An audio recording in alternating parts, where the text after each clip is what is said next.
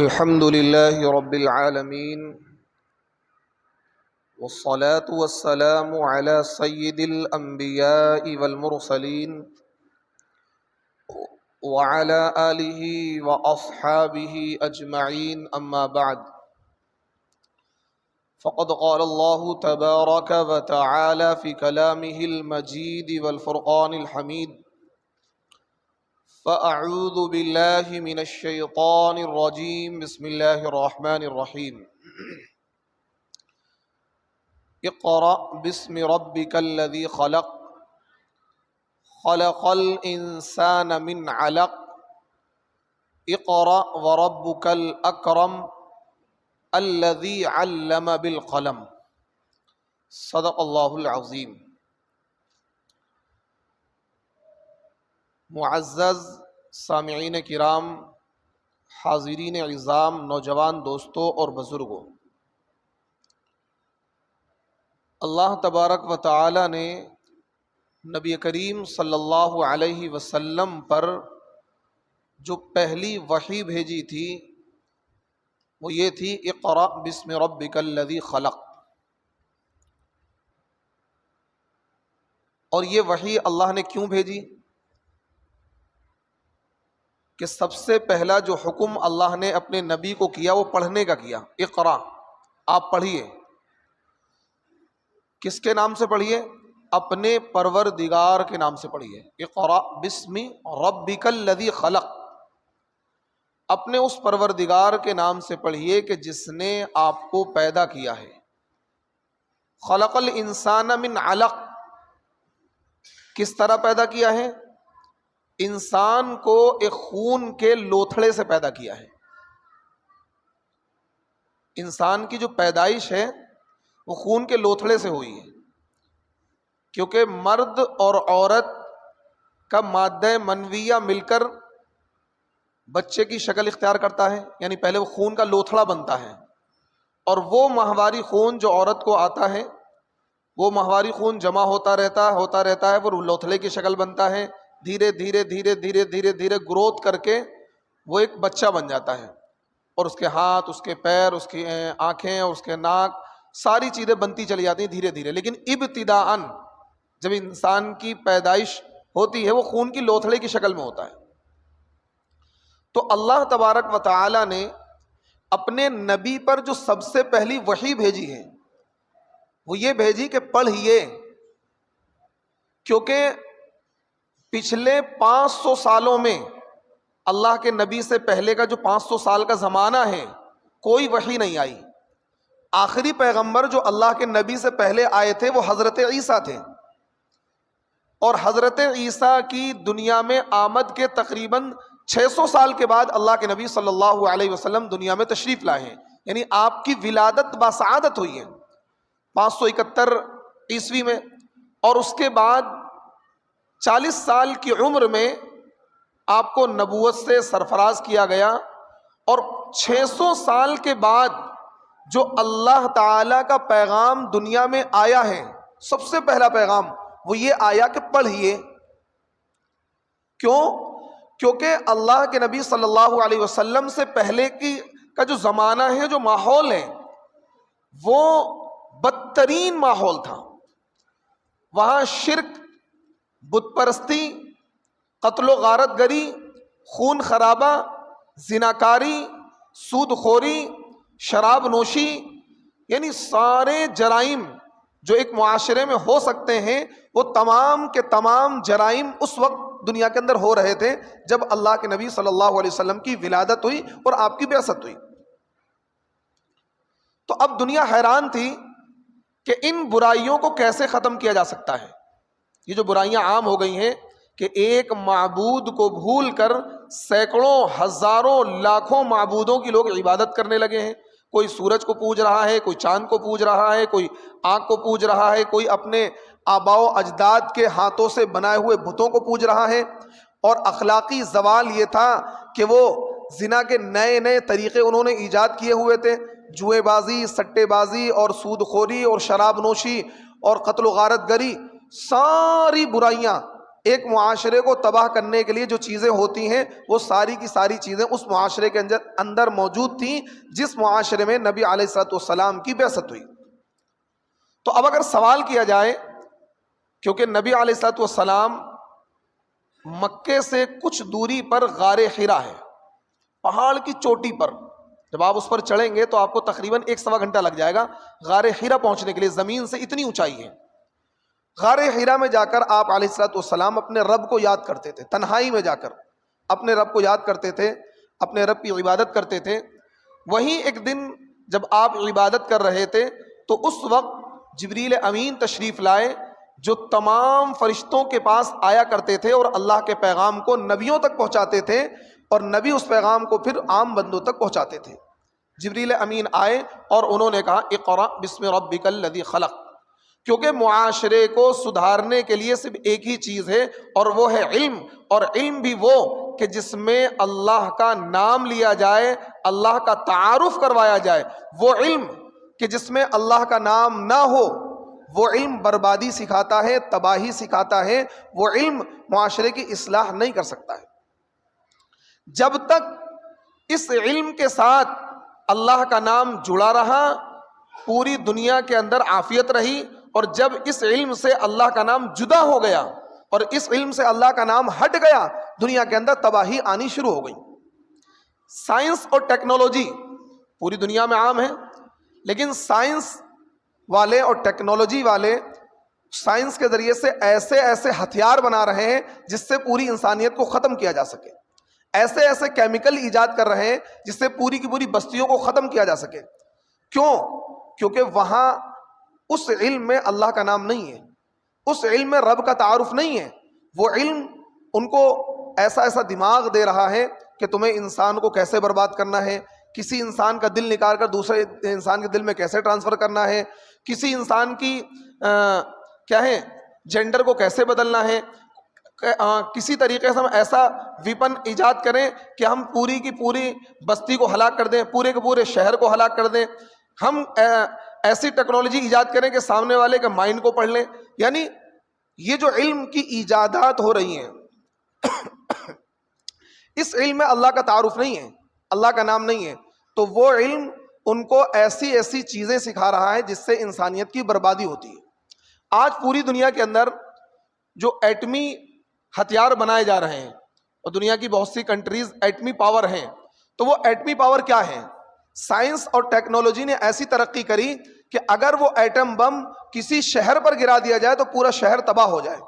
جیسا کہ امریکہ نے ناگاساکی اور ہیروشیما پر بم گرایا تھا، ناگاساکی اور ہیروشیما پر بم گرایا تھا سیکنڈ ورلڈ وار میں، تو پورا ناگاساکی، پورا ہیروشیما، پورا شہر تباہ ہو گیا تھا۔ لاکھوں لوگ لقمہ اجل بن گئے تھے، لاکھوں لوگ ایک ہی ساتھ لقمہ اجل بن گئے، اور سالوں تک وہاں جو جنریشن ہوتی رہی، کوئی لنگڑا پیدا ہو رہا ہے، کوئی لولا پیدا ہو رہا ہے، کوئی اپاہج پیدا ہو رہا ہے۔ اس اتنے خطرناک کیمیکل اس ایٹم بم میں استعمال کیے گئے تھے جس کے اثرات سالوں تک اب تک دیکھے جاتے ہیں۔ تو یہ کیوں ممکن ہوا؟ کیونکہ انہوں نے جو علم حاصل کیا تھا اس علم میں اللہ کا نام نہیں تھا، اس علم میں خالق کائنات کا نام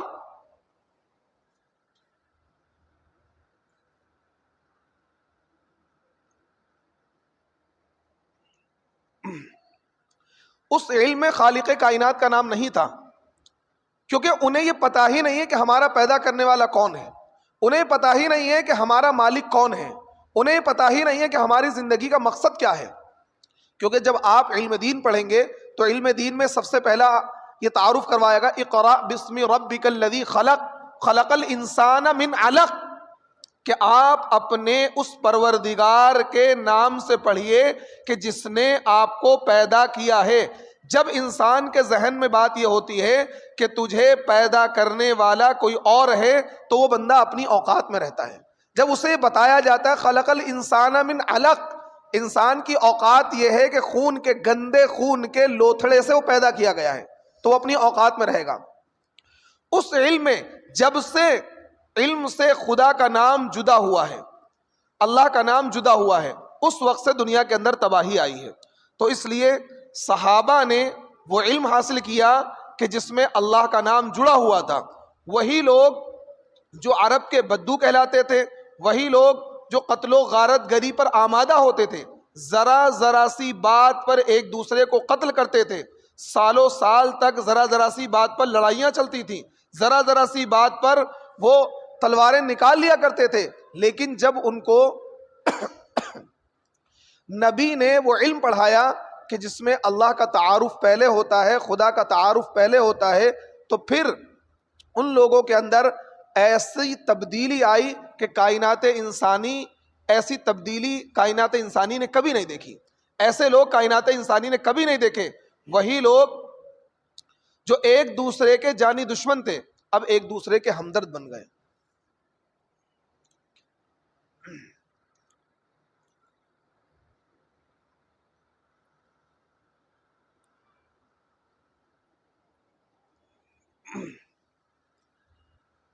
آپ یہ دیکھیے مکۃ المکرمہ کا حال یہ تھا کہ اگر کسی کی مرغی کسی کے کھیت میں آ گئی، صرف اتنی سی بات پر 50 سال جنگ چلتی تھی۔ کتنی؟ اتنی سی بات پر کہ تمہاری مرغی ہمارے گھر میں کیسے آ گئی، تمہاری مرغی ہمارے کھیت میں کیسے آ گئی۔ 50 سال تک جنگ چلتی تھی۔ مرنے والا اپنے وارثین کو یہ وصیت کرتا تھا کہ تجھے لڑائی بند نہیں کرنی ہے، نہیں تو خاندان کی ناک کٹ جائے گی، جنگ کو جاری رکھنا ہے کیونکہ خاندان کی ناک کٹ جائے گی۔ یہ حال تھا ان لوگوں کا۔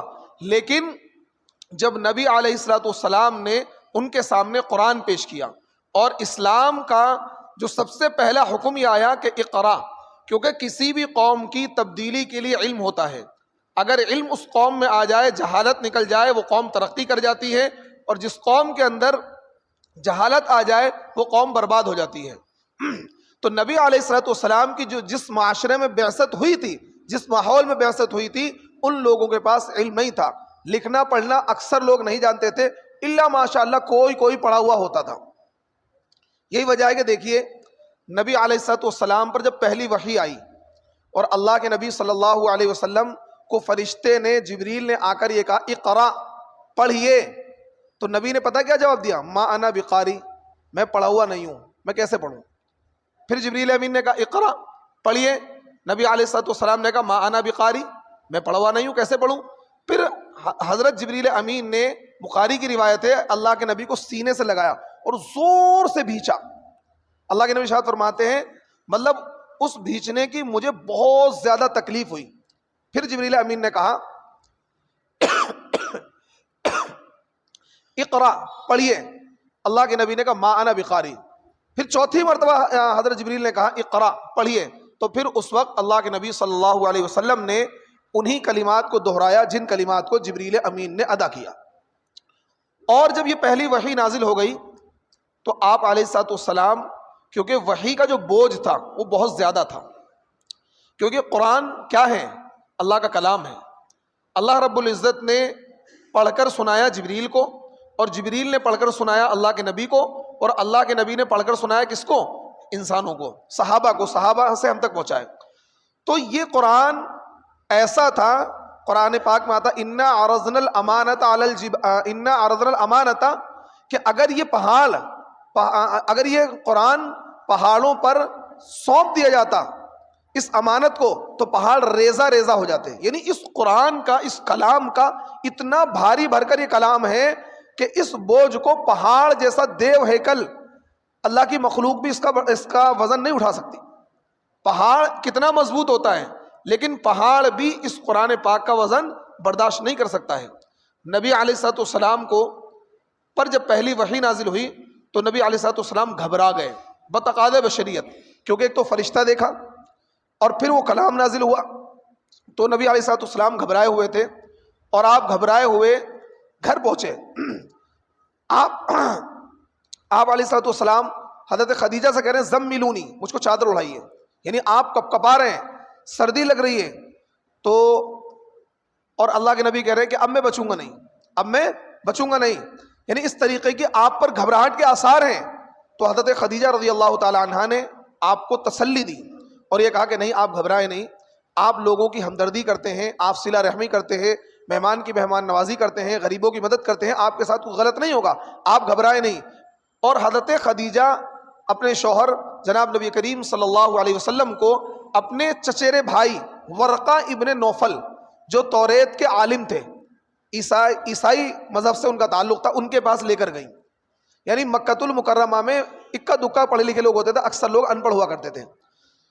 تو ان کے پاس جب لے کر گئیں اور اللہ کے نبی نے پوری سچویشن بتائی، پورے حالات بتائے کہ ایسے ایسے ایک فرشتہ میرے پاس آیا اور اس نے یوں کہا، تو جب یہ ساری سچویشن سارے حالات بتائے تو ورقہ ابن نوفل نے کہا مبارک ہو، مبارک ہو خدیجہ، تمہیں مبارک ہو، تم وہ پہلی خاتون ہو کہ جس نے نبوت کو سب سے پہلے دیکھا، تم وہ پہلی خاتون ہو، پہلے انسان ہو کہ جس نے نبوت کو سب سے پہلے اپنی آنکھوں سے دیکھا ہے.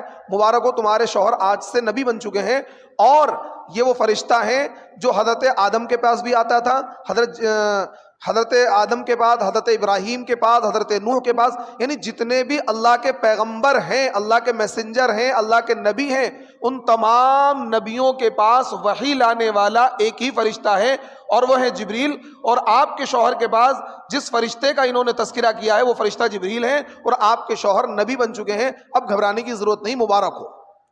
اور بڑی خوشی کا اظہار کیا. پھر ورقہ ابن نوفل رونے لگے اور ان کی آنکھوں میں آنسو آ گئے. تو انہوں نے کہا ایسا کیوں؟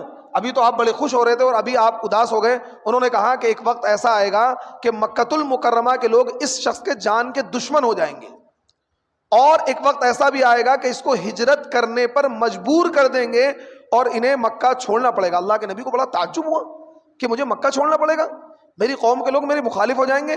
وہ لوگ جب اللہ کے نبی کو نبوت نہیں ملی تھی، کیونکہ آپ نے ایک خدا کا اعلان نہیں کیا تھا، تمام مکے کے لوگ سب کے سب اللہ کے نبی کو اپنا دوست مانتے تھے. صادق کا لقب دیتے، سچا، امین. اپنی امانتیں، اپنے روپیے اور پیسے، اپنی قیمتی چیزیں اللہ کے نبی کے پاس رکھواتے تھے کہ ان سے زیادہ سچا پورے مکے میں کوئی نہیں ہے، ان سے زیادہ امانت دار کوئی نہیں ہے، ان سے بہترین انسان کوئی نہیں ہے. تو اللہ کے نبی کو بڑا تعجب ہوا کہ ایسا ہوگا، میری قوم کے لوگ مخالفت کریں گے، مجھے ستائیں گے اور مجھے ہجرت کرنے پر مجبور ہونا پڑے گا. ورقہ نے کہا کہ ہاں یہ سب ہوگا، کیونکہ پچھلی آسمانی کتابوں میں پیغمبر آخر الزماں کی علامتیں لکھی ہوئی ہیں، اور وہ ساری علامتیں آپ کے اندر موجود ہیں. اس لیے میں بتا رہا ہوں کہ آپ کے ساتھ یہ ساری چیزیں ہوں گی. اگر میں اس وقت زندہ رہا تو میں آپ کا ساتھ دوں گا، آپ کی حمایت میں کھڑا ہو جاؤں گا، اور اگر میں زندہ نہیں رہا تو الگ معاملہ ہے. خیر ورقہ ابن نوفل کا انتقال اس سے پہلے ہی ہو گیا جب یہ ساری سچویشن اللہ کے نبی صلی اللہ علیہ وسلم کے ساتھ پیش آئی. تو دیکھیے سب سے مین چیز یہاں پر کیا ہے، جس چیز کو میں آپ کو بتانا چاہ رہا ہوں، جب بھی کسی معاشرے کے اندر تباہی اور بربادی آتی ہے اور معاشرہ کا توازن بگڑتا ہے، معاشرے کے اندر خرابیاں پیدا ہوتی ہیں، تو اس معاشرے کی اصلاح کے لیے علم ضروری ہوتا ہے. اور علم وہ کہ جس میں اللہ کا تعارف ہو، اللہ کی پہچان کرائی جائے، بندوں کو اللہ سے جوڑا جائے. تو اللہ کے نبی جس معاشرے میں تشریف لائے تھے، جس ماحول میں تشریف لائے تھے، آپ نے قرآن ان کے سامنے پیش کیا، اور سب سے پہلی آیت جو پیش کری، اللہ تبارک و تعالیٰ نے جو سب سے پہلی قرآن کی آیت نازل کری وہ یہ نازل کری، پڑھو، لکھنا اور پڑھنا سیکھو. اس سے پتہ یہ لگا کہ اگلا دور جو آنے والا ہے وہ لکھنے اور پڑھنے کا دور ہے. یہی وجہ ہے کہ پوری دنیا میں آج بھی عیسائی بہت ہیں، یہودی بھی ہیں، اور دنیا کی دیگر قومیں بھی ہیں. دنیا کے اندر سب سے زیادہ تعداد عیسائیوں کی ہے، لیکن جتنی کتابیں مسلمانوں نے لکھی ہیں عیسائیوں کے پاس اتنی کتابیں نہیں ہیں. آج ان کے کتب خانوں میں، ان کی لائبریریوں میں چلے جائیے، چند کتابیں ملیں گی، لیکن آج مسلمانوں کے لائبریریوں میں، کتب خانوں میں چلے جائیے کہ اتنی لاکھوں کتابیں مسلمانوں کے کتب خانوں مل جائیں گی، اور سب وہ قرآن کا فیض ہے. نبی کے علم سے فیض حاصل کر کے لاکھوں کروڑوں کتابیں مسلمانوں نے لکھ دی، کیونکہ اسلام کا یعنی اللہ تعالیٰ نے جو سب سے پہلا حکم دیا تھا پڑھنے اور لکھنے کا دیا تھا، اور اس سے پتہ یہ لگ رہا تھا کہ اگلا جو دور آنے والا ہے وہ لکھنے اور پڑھنے کا ہے. اور لکھنے اور پڑھنے کا دور آیا کہ مسلمانوں نے لاکھوں کتابیں لکھی اور ایسا انقلاب برپا کیا کہ صرف 50 سال کی تھوڑی سی مدت، 50 سال کا وقت زیادہ نہیں ہوتا ہے، 50 سال میں دنیا کے آدھے سے زیادہ خطے پر اسلام کا پرچم صحابہ نے لہرا دیا. کتنے؟ Only 50 years. پوری دنیا کا جو جغرافیہ ہے 1,26,00,000 اسکوائر میل، 1,26,00,000 اسکوائر میل ہے پوری دنیا کا جغرافیہ، جس میں سے 64,65,000 اسکوائر میل پر دنیا صحابہ نے فتح کا جھنڈا گاڑا تھا. حضرت امیر معاویہ کا جو دور ہے وہ 50 سال پہ پورا ہوتا ہے, اور حضرت امیر معاویہ کے دور میں پوری دنیا کے آدھے سے زیادہ خطے پر مسلمان اپنی حکومت بنا چکے تھے, اپنی فتح کا جھنڈا گاڑ چکے تھے. تو یہ کیسے ممکن ہوا, یہ کیسے پاسبل ہوا کہ دنیا کے اندر بڑی بڑی سپر پاور طاقتیں تھیں اور بڑے بڑے نامچین حکمراں تھے, قیصر روم, کسرے ایران, مسلمان مٹھی بھر تھے, لیکن انہوں نے قرآن کا دامن مضبوطی سے تھاما اور قرآنی علم کو انہوں نے سیکھا, رب کا تعارف سیکھا, اور اس رب کے تعارف کے ساتھ قرآنی علم کے ساتھ دنیا میں پھیل گئے اور پوری دنیا کے آدھے سے زیادہ خطے کو فتح کر لیا. حضرت امیر معاویہ کی فوجوں نے 70,000 جزیرے, جزیرہ بولتے ہیں آئی لینڈ کو, آئی لینڈ جس کے چاروں طرف پانی ہوتا ہے, بیچ میں کچھ حصہ ہوتا ہے, اس کو بولتے ہیں آئی لینڈ, ٹاپو بھی بول دیتے ہیں, اور اردو میں بولتے ہیں جزیرہ. تو 70,000 جزیرے کس نے فتح کیے؟ حضرت امیر معاویہ نے. اور باقاعدہ انہوں نے جو فوج تیار کی تھی, اس فوج کے جہاز کے ذریعے سے جزیروں میں فوجیں اتاری, اور ہر جہاز پر قرآن کے 10 20 قاری اکٹھے کیے انہوں نے, اور یہ کہا کہ جو بھی جزیرہ نظر آئے, آئی لینڈ نظر آئے, جہاز کو لنگر انداز کرنا, ہر گھر پہ جا کر محمد الرسول اللہ صلی اللہ علیہ وسلم کا قرآن سنانا, قرآن پڑھ کر سنانا. تو اس طریقے سے انہوں نے پوری دنیا کے آدھے سے زیادہ خطے پر اسلام کا پرچم لہرایا, قرآن کی تعلیم کے ذریعے سے, علم کے ذریعے سے. تو اگر آج مسلمانوں کے ساتھ جو بھی حالات ہیں اس ملک کے اندر یا پوری دنیا کے اندر, آج مسلمان بیک فٹ پر ہیں پوری دنیا کے اندر, اور خصوصی طور پر ہمارے ملک میں تو مسلمانوں کے خلاف ایک ماحول کریٹ کیا جا رہا ہے, مسلمانوں کی لڑکیوں کو ٹارگٹ کیا جا رہا ہے, ان کو بہلا کر, پھسلا کر, پیار کے جال میں پھنسا کر ان کا کنورژن کرایا جا رہا ہے, کنورژن کرا کر 1-2 سال کے بعد ان کو موت کے گھاٹ اتارا جا رہا ہے. ایسے سینکڑوں واقعات صبح سے شام تک ہماری نظروں سے گزرتے ہیں میڈیا اور سوشل میڈیا کے ذریعے سے. اس کا سولوشن, اس کا حل یہی ہے کہ ہم اپنے وہاں دین کی, قرآن کی تعلیم کو مضبوط کریں, اپنے بچوں کو, اپنی بچیوں کو عقیدے کی تعلیم مضبوط پڑھائیں, اپنی مسجدوں کا یوز کریں, ہر مسجد میں مکتب کا, مدرسے کا مضبوط نظام بنائیں, بچیوں کے لیے الگ نظام بنائیں, بچوں کے لیے الگ نظام بنائیں, بالغ لڑکوں کے لیے جو بالغ ہو چکے ہیں, کام میں لگے ہوئے ہیں, ان کے لیے الگ نظام بنائیں.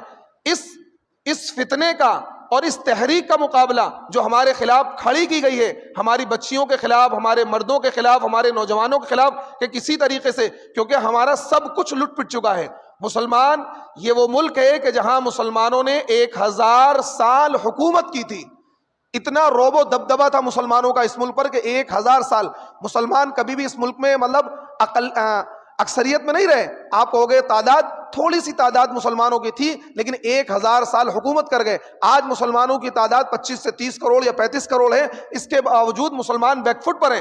اب سب سے قیمتی چیز جو ہمارے پاس ہے وہ ایمان ہے. ایمان کو ختم کرنا چاہتے ہیں, سلب کرنا چاہتے ہیں, اور اس طریقے سے باقاعدہ انہوں نے لاکھوں لوگ چھوڑے ہوئے ہیں میڈیا پر, سوشل میڈیا پر, جو ہمارے نوجوانوں کا ذہن خراب کر رہے ہیں. ایکس مسلم کا ایک بہت بڑا طبقہ ہے جو اسلام پر اعتراض کرتا ہے, اور وہ نوجوان جن کے عقیدے مضبوط نہیں ہوتے ہیں وہ اسلام سے پھر جاتے ہیں, اور ایسی ہزاروں لاکھوں لڑکیاں جن کو پری پلان شکار بنایا جا رہا ہے اسلام سے پھیرنے کا. آپ دور نہ جائیے, ابھی 2 جمعے پہلے میں نے بیان کیا اسی موضوع پر, اور جمعے کی نماز کے بعد ایک خاتون ڈی بلاک سے میرے پاس آئیں, انہوں نے کہا کہ میری بیٹی ہندو لڑکے کے ساتھ بھاگ گئی ہے, کوئی تعویذ دے دیں آپ تاکہ وہ واپس آ جائے. تو اس کا حل تعویذ نہیں ہے. میں نے ان خاتون سے کہا کہ میں آپ کی مدد کروں گا, اس لڑکے کا نمبر دیں مجھے, قانونی مدد کروں گا, بھاگ دوڑ کروں گا, لیکن تعویذ سے اس مسئلے کا حل نہیں ہے. آپ کسی طریقے سے, کسی بہانے سے لڑکی کو گھر پہ بلا لیں, کسی بہانے سے کہ ہم تیری شادی کر دیں گے, پھر اس کو میں تھوڑا سا موٹیویٹ کروں گا, اس کو سمجھاؤں گا, بتاؤں گا, اور پھر سامنے والے لڑکے پر کسی طریقے سے پریشر بنائیں گے تاکہ وہ ساتھ چھوٹ جائے. تو حال یہاں تک ہے کہ جو مسلم پاپولیشن والے محلے ہیں ان محلوں میں بھی ہماری بچیاں محفوظ نہیں ہیں, ان کو بھی اس جال میں پھنسایا جا رہا ہے. تو مسلمانوں اگر اس جال سے بچنا ہے تو آپ کی ذمہ داری بڑھ جاتی ہے کہ آپ دینی مکتب اپنی مسجدوں میں قائم کریں, اس کے لیے پیسہ خرچ کریں, جیب سے نکالیں. یہ نوٹ کسی کام میں نہیں آئیں گے جب ہماری بچیاں, ہماری مائیں, ہماری بہنیں ایمان سے پھر جائیں گی. گڈیاں سمیٹ کر نہ رکھیں, مسجدوں میں مکتب کا نظام بنائیں, اچھے قاری صاحب لائیں, مولوی صاحب لائیں, اور ان پر پیسہ خرچ کریں, ان کو اچھی تنخواہیں دیں, اور اچھا ایک نظام, مضبوط نظام بنائیں, بچیوں کے لیے بھی, بچوں کے لیے بھی ایک مضبوط نظام بنائیں. اس کا ایک حل تو یہ ہے. دوسرا حل یہ ہے کہ ہماری جو بچیاں ہیں, ہماری جو بہنیں ہیں, ان کو موبائل کسی بھی قیمت پر نہ دیں. ساری فتنے کی جڑ یہ موبائل ہے. موبائل ہے. آج ماں باپ کہتے ہیں نہیں جی ہماری بچی ایسے نہیں ہے. بس سب سے بڑا غافل باپ یا ماں وہ ہے کہ جو کہتا ہماری بچی ایسی نہیں ہے. اسے اپنی بچی پر کیا ہے, یہ یقین ہے کہ میری بچی کیا ہے, رابعہ بصریہ کی چھوٹی بہن ہے, بس میری بچی تو کیا بالکل کیا ہے, اللہ کی ولیہ ہے. یہ سب سے بڑا غفلت والا جملہ ہے. میرا بیٹا ایسا نہیں ہو سکتا, میری بیٹی ایسے نہیں ہو سکتی. آپ نیگیٹو زیادہ سوچیں, پوزیٹو کم سوچیں. آپ بڑی پینی نگاہ رکھیں. تو اس لیے سب سے پہلا یہ ہے کہ دینی تعلیم کا اچھا نظم کیا جائے اپنے محلوں میں, اپنی مسجدوں میں. سب سے اچھا طریقہ اپنی مسجدوں میں مضبوط نظام بنائے, بچیوں کا بھی الگ بنائے, لڑکوں کا الگ بنائے, الگ الگ ٹائمنگ بنائے, اور جو خارجی وقت ہیں ان میں نوجوان لڑکوں کے لیے نظام بنائے, اور ان کو بھی چاہیے کہ دلچسپی کے ساتھ دین کو سیکھیں, عقائد کو سیکھیں, اور آگے اس کی کیا ہے تشہیر کریں, تبلیغ کریں, اور بچیوں کو بالکل موبائل نہ دیں. یہ جو موبائل ہے سب سے بڑا فتنہ یہ ہے, پتہ نہیں لگتا ماں باپ کو اور سارے کام ہو جاتے ہیں. اور بعض لوگ کہتے ہیں جو ضرورت ہے, اگر کوئی آپ کو کام مثال کے طور آن لائن کوئی کام کروانا, اپنی نگرانی میں, ماں کی نگرانی میں, ماں کے موبائل سے کام ہو جائے, پھر اپنے پاس موبائل رکھے. اس طریقے سے مطلب بالکل سختی کے ساتھ. بھائی لڑکی کو موبائل کی ضرورت کیا, میری سمجھ بات نہیں آتی. لڑکی کو موبائل کی ضرورت کیا ہے؟ حالانکہ اگر کوئی لڑکا باہر جا رہا ہے تو لڑکے کو بھی خاص ضرورت نہیں ہے, لیکن اگر بچہ کام پہ جا رہا ہے, کچھ جا رہا ہے تو چلے گا. لیکن ایک لڑکی گھر میں رہ رہی ہے اور اینڈرائڈ فون دیا ہوا ہے, 20,000 کا فون دلوایا ہوا ہے, سارے فتنے ماں باپ کو پتہ ہی نہیں چلے گا. ایسی سی لڑکیاں ٹیلنٹڈ ہیں, پڑھے لکھے ماں باپ کو دھوکہ دیتی ہیں. واٹس ایپ کیا ہے ڈاؤن لوڈ کیا اور چیٹنگ ویٹنگ کری, ڈیلیٹ کر دیا. پھر جب انہیں ضرورت پڑی پھر واٹس ایپ ڈاؤن لوڈ کیا, پھر اس کو کیا ہے چیٹنگ کری اور بات چیت کری, ڈیلیٹ کر دیا. اور اتنی سوشل سائٹس ہیں, واٹس ایپ ہے, ٹویٹر ہے, انسٹاگرام ہے, اور ٹیلی گرام ہے, بہت ساری اس طرح کی چیزیں ہیں جن کے ذریعے سے بات ہوتی رہے گی, آپ کو پتہ ہی نہیں لگے گا. تو اس لیے اگر آپ یہ چاہتے ہیں کہ اپنی بچیوں کے ایمان کو محفوظ رکھیں تو اپنے محلوں میں مکتب کے نظام کو مضبوط کریں, قرآن پڑھائیں, عقیدہ پڑھائیں, اور موبائل سے اپنی بچیوں کو قطعاً دور رکھیں. باہر جب نکلیں تو کسی کے ساتھ بھیجیں, جوان بچی کو اکیلا کہیں نہ بھیجیں, کالج بھیجیں یا اسکول بھیجیں, کسی کے ساتھ بھیجیں, اس کو لینے کے لیے بلائیں, اور پردے کا اہتمام بچپن سے اس کو پردے کا اہتمام کروائیں. جیسے ہی وہ بالغ ہونے کے قریب پہنچے اس کو پردے کا ماحول دیں, اس کو پردے کی اہمیت بتائیں, اسے بتائیں پردہ تیری حفاظت ہے, پردہ تیری زینت ہے, پردہ تیرے لیے ضروری ہے. اس طریقے کا اگر ہم عمل کریں گے تو انشاءاللہ اس تحریک کا, اس فتنے کا مقابلہ کر پائیں گے. اور اگر اسی طریقے سے ہم قورمہ, بریانی, زردہ کھاتے رہیں اور اچھے مکان پہ پیسے خرچ کرتے رہیں, بیاہ شادی میں خوب پیسے خرچ کرتے رہیں, تو ہمارا کچھ ہونے والا نہیں, نسل تباہ ہو جائیں گی. اور کس طریقے سے مسلمانوں کے خلاف ماحول کریٹ کیا جا رہا آپ جان نہیں سکتے. ابھی ایک فلم آئی دا کیرالا اسٹوری, انشاءاللہ اس پر اگلے ہفتے میں بیان کروں گا کیا اس کی حقیقت ہے کیرالا اسٹوری کی, اور کیوں اس کو کیا ہے باقاعدہ ہمارے ہندوستان کے پرائم منسٹر اور پورے ہندوستان کے بڑے بڑے سی ایم اس کو پروموٹ کر رہے ہیں. اتنا تگڑا جھوٹ بولا جا رہا ہے.